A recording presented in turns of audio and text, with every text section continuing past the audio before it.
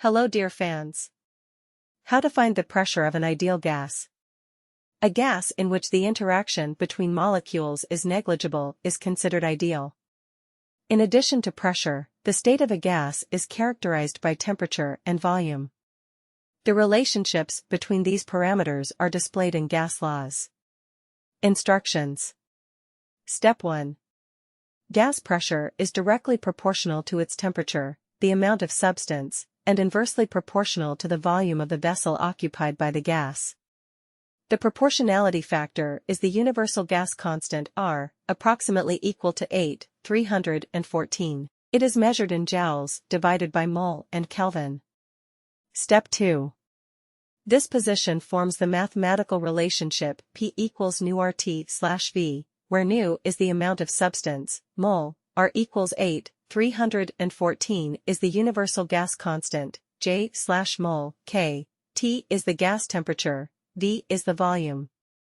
Pressure is expressed in pascals. It can also be expressed in atmospheres, with 1 atm equals 101,325 kilopascals. Step 3. The considered dependence is a consequence of the Mendeleev-Clapeyron equation PV equals m/m RT. Here m is the mass of the gas, g, m is its molar mass, g/mole, and the fraction m/m gives, as a result, the amount of substance, nu, or the number of moles. The Mendeleev-Clapeyron equation is valid for all gases that can be considered ideal. This is a fundamental physical and chemical gas law. Step 4.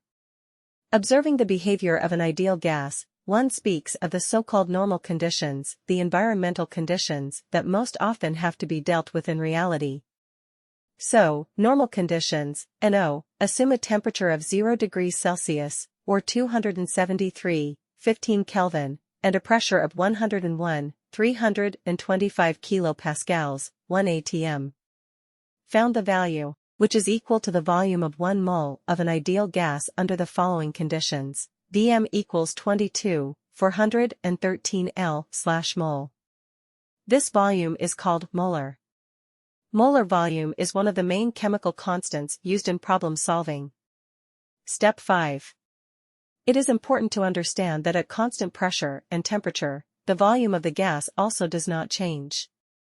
This remarkable postulate is formulated in Avogadro's law, which states that the volume of gas is directly proportional to the number of moles. Thanks for watching.